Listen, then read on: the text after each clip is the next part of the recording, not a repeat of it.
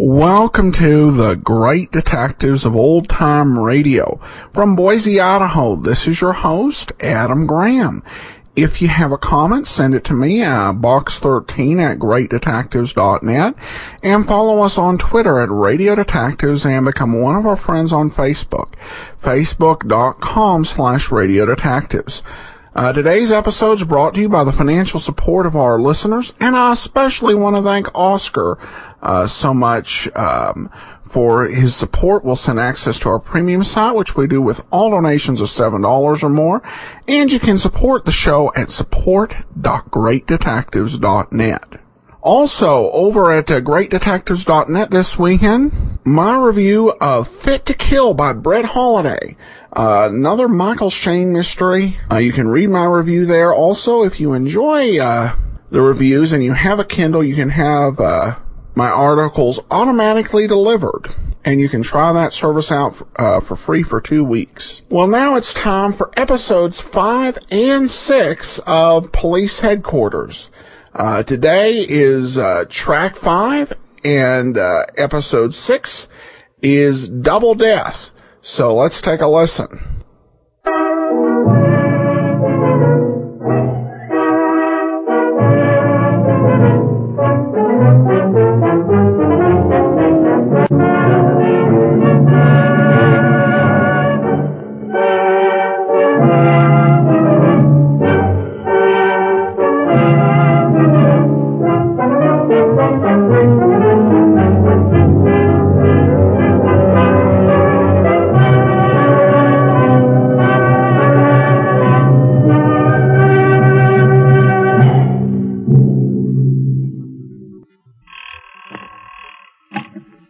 Police headquarters.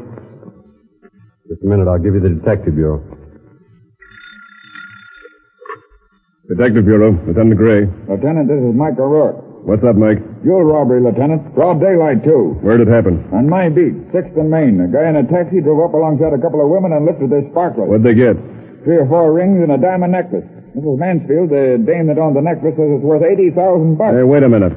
Is that Mrs. Lester Mansfield? Yeah. I've heard of that necklace before. Where are you now? Call box, 6th and Main. The women are here, too. One of them fainted. We got her in the drugstore. Okay. Sit tight. I'll be right over. Yes, sir. Yes, sir. Have Captain Watson send somebody to relieve Patrolman O'Rourke, 6th and Main. Yes, sir. And send out a radio pickup on a phony taxi cab. Somebody just lifted the Mansfield necklace. Yes, sir.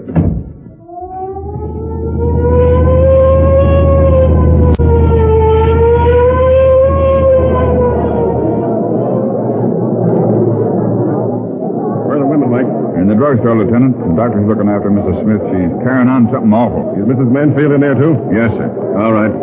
I'll see if I can get a description from her. Get this crowd moving, then come inside. Captain Watson sending a man to relieve you. Yes, sir. All right. Oh, Lieutenant, I'm so glad you're here. It was dreadful. He drove up alongside... Just a minute, ma'am. You're Mrs. Mansfield? Yes, Lieutenant. How's the other lady? Very excited. Mrs. Smith isn't a very strong woman, Lieutenant. And when that man... Just sit down here, Mrs. Mansfield. Let's get the whole story. Oh, you're so cool and brave, Lieutenant. I just know you'll find my necklace, won't well, you? Well, if it's possible, ma'am. What happened? Mrs. Smith and I... she's the wife of Horatio Smith, you know. We were just coming back from the Service League charities. I was driving my roadster down 6th Street when a taxi pulled up alongside and forced me to the curb. Just a minute, ma'am. What kind of a taxi? Oh, just the regular kind. You know, the 2 colored ones. I see. Go ahead. A man jumped out and said he was sorry that his steering gear had broken. He came around to our side of the car, and then I saw he had a gun. He took our jewels, got back into the taxi, and left. Oh, it all happened so quickly that I didn't know what to make of it for a minute. Mrs. Mansfield, sit down, Mike, and get this description. Yes, sir. Mrs. Mansfield, can you tell us what this man looked like? Well, not very well. He was smaller than you, Lieutenant, rather dark, and wore a blue serted suit. Was he wearing a hat? No, it was a cap, I believe. Did you see the color of his hair? No, not that I remember. Oh, but I noticed a scar on his right cheek. I saw it as he reached for my purse. A scar, eh? That's good. Is this the purse? Yes. He opened it and took the money that was inside and threw it back into the car. We'll want to borrow this for a while, Mrs. Mansfield, to see if we can find any prints on it. They'd show up nicely on that patent leather. Oh, surely, Lieutenant. Oh, I do hope you'll find my necklace. Lester will be so angry because I wore it today. You see, he asked me not to. He was probably more worried about your welfare than the necklace. Well, we'll do what we can, ma'am. You'll be at home if we want you? Yes. All right. We'll call you if anything turns up. Come on, Mike. Let's take this bag to the Fingerprint Bureau. Yes, sir.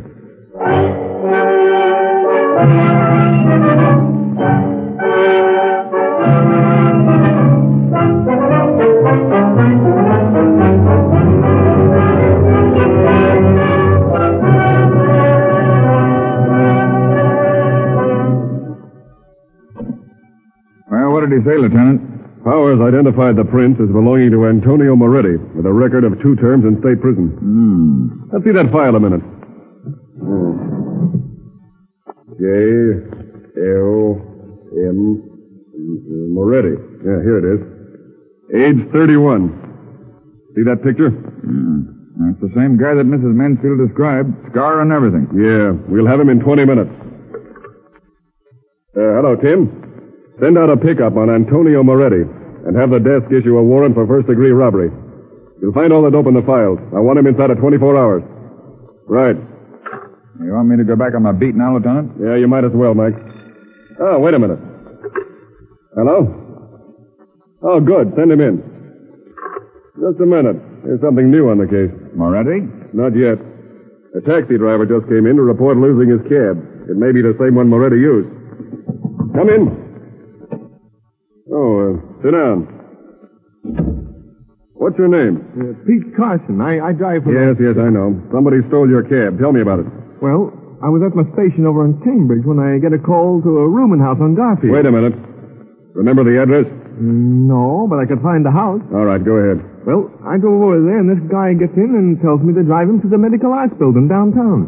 I drove 3 or 4 blocks, and suddenly I feel the gun on the back of my neck and the guy telling me to step out. What did you do? Oh, I stepped out. And the guy drove off, eh?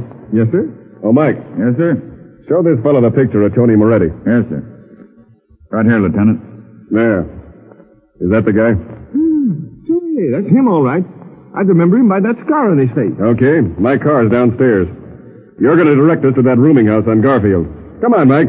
Maybe this won't be such a tough job after all.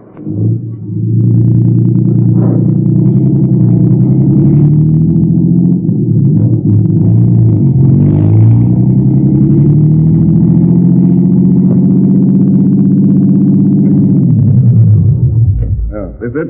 Yep, same house. Okay, you stay in the car. Come on, Mike.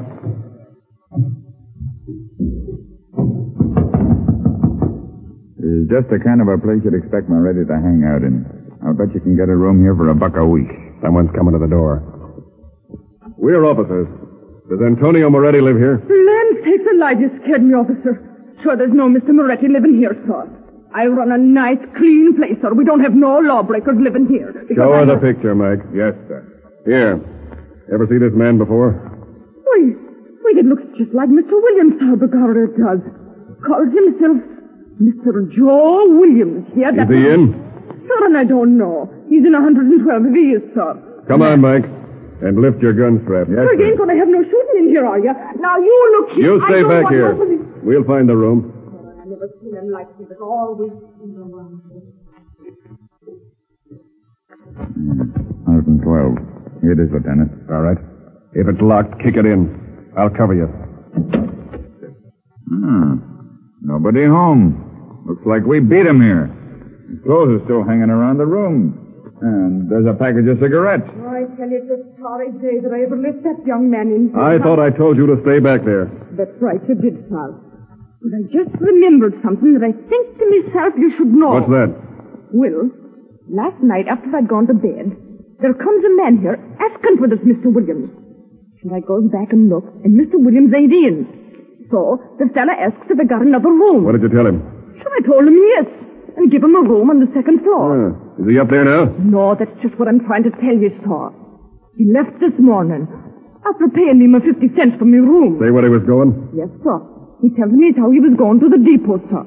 Leaving town. What did this fellow look like? Well, sir, I got a pretty good look at him and see as how he was a red-faced man. Almost as big as yourself, with funny, watery kind of eyes, and walked with a limp. Bull Alexander. It sure fits him, sir. And he said he was going to the depot, eh? How long ago was this? Just an hour ago, sir. Quick, Mike, out to the car. Yes, sir. I've got a hunch that Tony Moretti had Bull in on the job with him to get the necklace out of town. We've got to beat him to that train.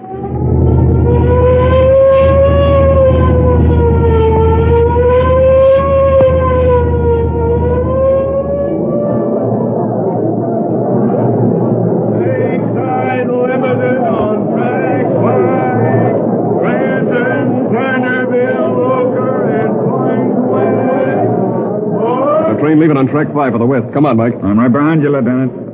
Here, let's duck through this gate. We're officers. There it is, Mike. It'll be leaving in a couple of minutes. Let's try the Pullman coaches first. The guy will probably want privacy. All right, swing up here. We're officers, Porter. Is there a large, red-faced man with bleary eyes on this train? You all mean a man in car 4? I don't know. We'll see. Come on, Mike. Yeah, this is the car, isn't it? Yeah.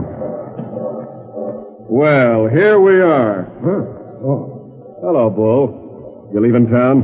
You dicks ain't got nothing on me. I'm just going to win a little business trip, that's all. Just because you had a guy in stir once, don't mean that you can hound him the rest of his life. No. Stand up, Bull. We're searching you for the Mansfield necklace. Yeah? I'll search ahead. I ain't got it. All right, Mike. Look through his bag. Yeah. I'll take Bull into the washroom here and see what he's wearing.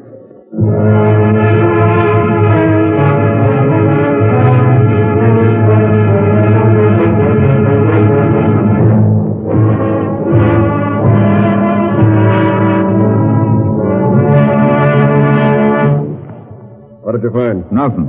Ain't in any of the bags, Lieutenant. Yeah, that's funny. It wasn't on him either. I'm telling you got me all wrong, Lieutenant.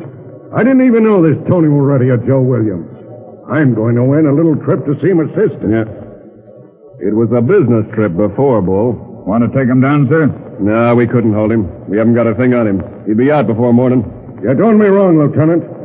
I wasn't mixed up in no jewel robbery. Crime don't pay, I know that. Don't make me laugh, you red-faced baboon. We'll have you back on the calendar in 6 months. Cigars, cigarettes, sandwiches, cold drink. Here, I'll show you I'm on the level, Lieutenant. I'll buy you a cold drink. Here, boy. No thanks, Bull. I'm particular who I drink with. Well, I ain't as bad as that, Lieutenant. Here, I'll have a sandwich. Give the gentleman a cold drink, boy. No thanks. Don't bother. Well, I'm sorry we couldn't take you in, Bull. The train's leaving, so I guess we'll have to get off. But if you're smart, you'll stay at your sister's from now on. Come on, Mike. Yes, sir. That's a tough break, Lieutenant. I'm not sure we'd have to finish the goods. Duck down here. Oh, what's up? Don't ask questions. Duck down. But the trains are moving. That's all right. We're going back inside the car. All right, Bull. Put him up. Hey, what? No, you don't. Put him up. Get in that right-hand coat pocket, Mike. There, that's it. Holy smoke. The necklace. And the rings, too. Yeah. He didn't get away with them after all. Oh, but they wasn't there when we frisked him. Right, Mike. He didn't have them when we searched him. Then how did he get them? Right under our nose. They were slipped to him in a sandwich. What? That sandwich man is Tony Moretti. And he's getting off the train now. Grab it!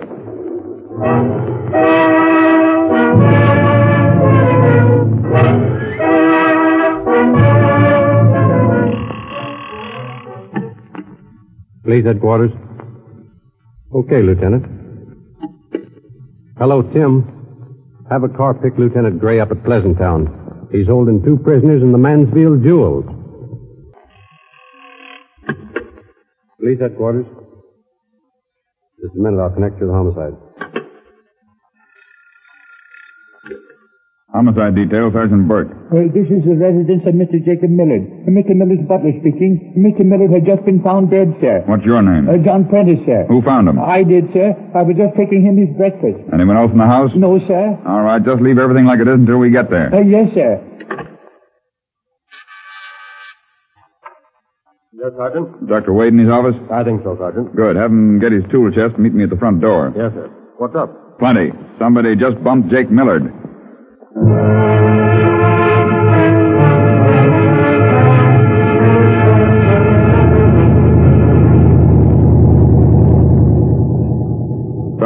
brought you out so early, Doc, but I don't commit these early morning murders. I just follow them up. That's all right, Sergeant. I think I'll enjoy a little motor trip into the country. Who's the victim? A retired gangster by the name of Millard. Jake Millard. I seem to remember that name in the papers. Retired, you say? Well, yes and no. You see, Jake used to be associated with Pete Jonigan, the racketeer who controls the trucking and shipping business on the east side. I remember him. Yeah. Well, Jonigan's racket is protecting the trucking people from his own mob, if you get what I mean. Millard split with him and went into the protection business from the other angle. He was protecting the truckers from Jonigan's mob at a much lower figure. I see. A sort of a double cross, eh, Sergeant? Yeah. And now it seems somebody sort of triple-crossed Jake Millard by bumping him off. And good riddance, if you ask me. That's what I say, Doc, but the old man don't see it that way. Whenever a gangster's rubbed out, we're supposed to work just as hard to get his murderer as we would if he was a banker or a lawyer. What one might call the injustice of justice, huh? Yeah. Oh. This the place? Yeah. Millard lived here all alone. That is, with his butler. Well, a gangster with a butler. Interesting. You can bet he's sort of a bodyguard as well. Did the butler say how Millard was killed? No, that's why I brought you along, Doc, so I wouldn't have to take this bird's word for it. Oh, come in, sir. Your apprentice? Yes, sir. Dr. Wade. Yes, sir. Where's the body? Upstairs, sir. What time did you find him? Just before I called you, sir. About 8:30. What time did Millard come in last night? Shortly after midnight, sir. How do you know? I was with him. Did he take you with him every time he went out? Most generally, sir. Oh, upon my word, sir. Just what I thought. You're packing a rod. Well, I have a permit for that, sir. A sort of precaution against highwaymen, sir. That's a good one. I'll just keep this rod for a while. Oh, certainly, sir. Oh, here's Mr. Millard's room. Run up the shades. Yes, sir. Oh, there he is, Doc, laying on the bed.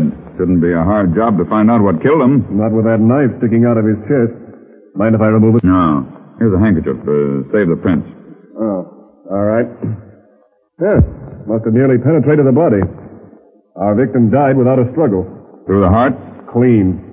This doesn't seem to affect you very much, Prentice. No, I was in the war, sir. Which war? The one last night with Pete Jonigan's mob down at the docks? Oh, no, sir. Where were you and Millard last night? Where were you and Millard last night? Attending a concert, sir. Yeah? Which one? Oh, the Philharmonic. Schubert Symphony in B minor. The unfinished one, sir. Don't make me laugh. Got any idea who killed him? No, sir. How long's he been dead, Doc? I was just testing the state of rigor mortis in anticipation of your question, Sergeant. It's in a rather well-advanced state. I should say about 6 or 7 hours. It's 9 o'clock now. That'll make it about 2 or 3 this morning? A fairly accurate hour, Sergeant. What'd you find? A very astonishing thing, Sergeant. Jake Millard was killed twice last night. Killed? Well, what do you mean? Jake Millard was killed twice last night. Once with a knife and once with a gun. Go on. I'm serious. There's a bullet wound in the head. Here, see? Well, I'll be a monkey's uncle. Once with a knife and once with a gun. Tell me, Doc, who won? The man with the knife. How do you know?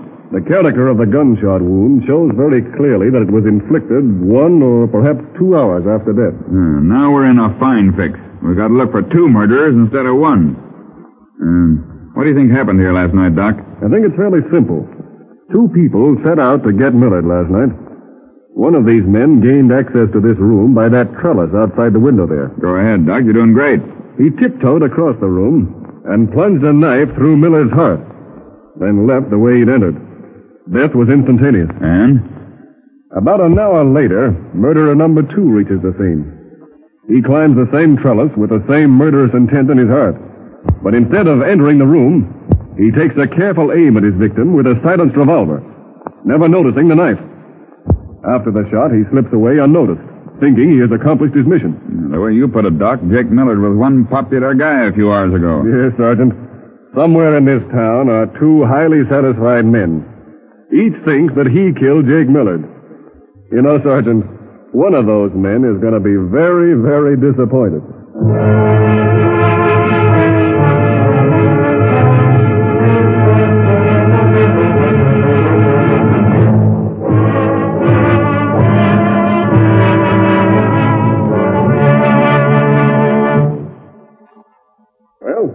Working all day on the case, Sergeant. What did you find? Nothing. That is, nothing except the gun. Powers just gave me a report on it. Yes? We found a fingerprint in the barrel, and Powers traced it to a dopey little hood known as Wheezy Lane. Well, I should say that your day hadn't been wasted, Sergeant. And this fellow Lane. And boys picked him up just about 15 minutes ago. They're bringing him up here now for questioning. Well, don't be disheartened, Sergeant. You have an arrest. Yeah, but he ain't the right one. You said the guy with the knife killed him. That's right. Well, then we ain't got nothing against this guy. You can't kill a man twice.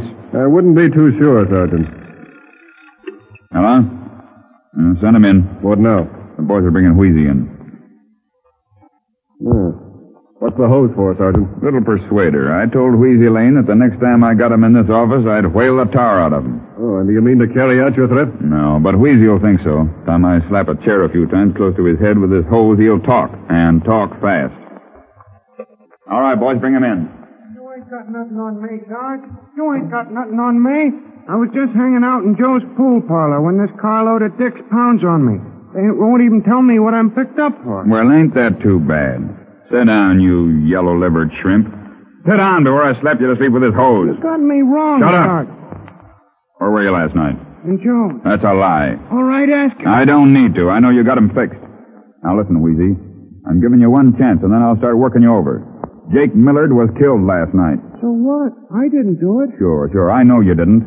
Finding your gun with your fingerprints on it just below Jake Millard's bedroom window don't mean a thing, does it? You can't pin that on me. I lost the gat. Yeah, you did. Are you gonna talk, Wheezy? I ain't got nothing to say. All right. Don't hit me with that thing, Sarge. The next time I'll split your head open. Are you gonna talk? I ain't got... Don't, Sarge. Don't hit me. You yellow rat, I'll break your neck. Just a minute, Sergeant. I'm the police surgeon, Wheezy. I made the autopsy on Millard's body, and I found out that you didn't kill him. That's what I've been telling this big flat... Wait a minute now. I said you didn't kill him. I know that you thought you did, but you didn't. Somebody with a knife beat you to it. What are you talking about? You don't have to act innocent, Wheezy. Millard was already dead when you shot him. Therefore, you didn't kill him, see? Oh, it's a frame. No, it isn't. I'm giving you the straight goods, Wheezy. We haven't got a thing on you.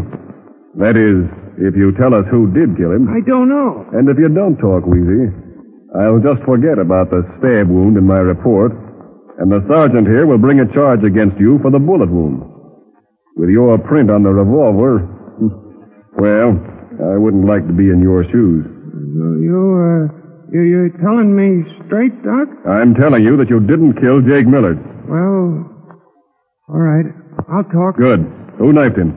I don't know. You don't know? No, you see, it's this way, Doc. Jake Millard has been butting into Pete Jarnigan's racket. I work for Pete, doing secretary work. I see. Well, Pete called all the boys, 5 of us, into his office yesterday afternoon and says that this stuff of Jake Millard butting into our racket has got to stop. He ends up by offering us $10,000 to the first guy to put Millard out of the way. So you all went after him, eh? Yeah, and I don't know which one of the boys got him. I see. Well, Wheezy, you can go. I can go? Oh, gee, that's swell of you, Doc. Say, what's the big idea? Sure, Wheezy can go, Sergeant. Except first, there's something he's got to do for us.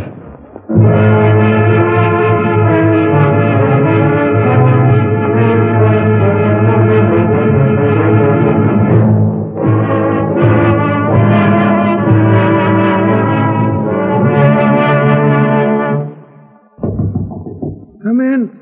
Oh, hello, Wheezy. She was sorry to hear about your accident. Yeah. As soon as we hear, the nurse telephoned us, so we come right over.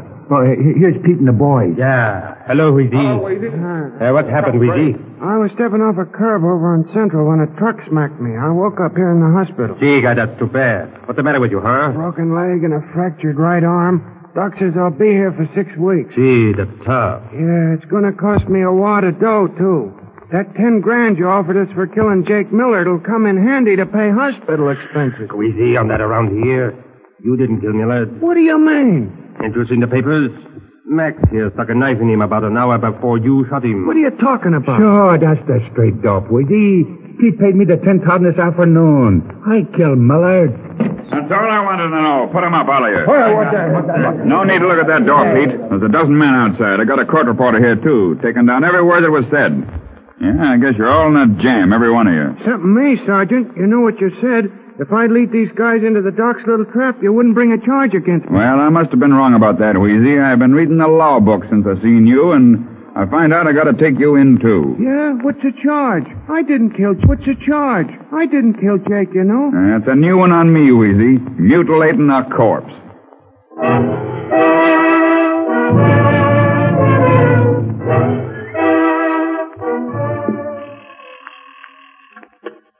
Police headquarters.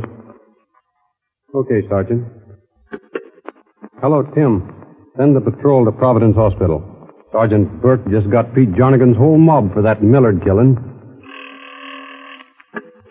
Police headquarters.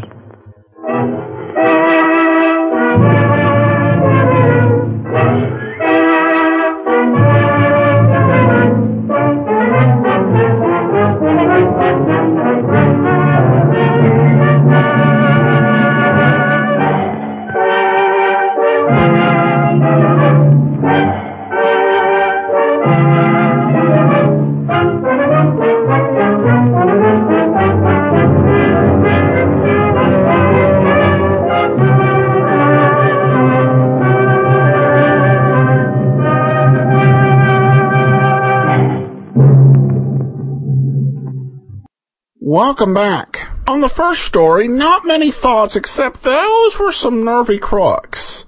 Willing to go ahead and to,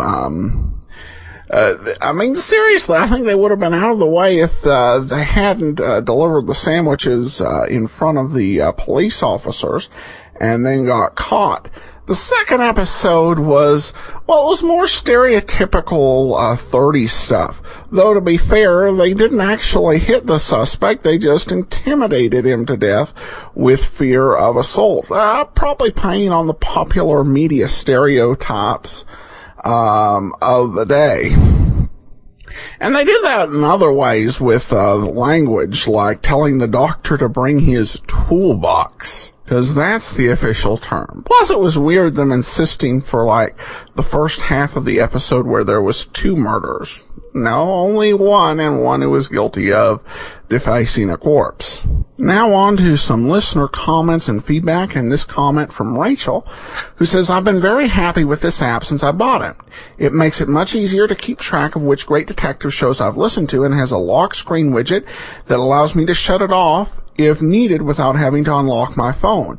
It allows me to advance or rewind by 30 seconds, which another app I had been using didn't have. Well, thanks so much, Rachel, and you're the second person to comment on some of the improvements in design and functionality, and really that's all due to our partners at Wizard Media, who handle the Libsyn service. They've really, and over the years, this app has grown, and they've had kind of the opportunity to be able to improve the app. And all the other apps is they've gotten content producers to provide the information, the customer base. And so I really appreciate everything they've done to improve it, and I hope you continue to enjoy the app. Thanks so much. All right, well, we will be back on Monday with the next part in the Phantom Chase matter. Join us tomorrow for an episode of the lineup for our video theater, but from Boise, Idaho. Also reminding you, follow us on Twitter, Radio Detectives. Become one of our friends on Facebook, facebook.com/Radio Detectives. And join us back on next Saturday, where we will once again have 2 more episodes of Police Headquarters. But from Boise, Idaho, this is your host, Adam Graham, signing off.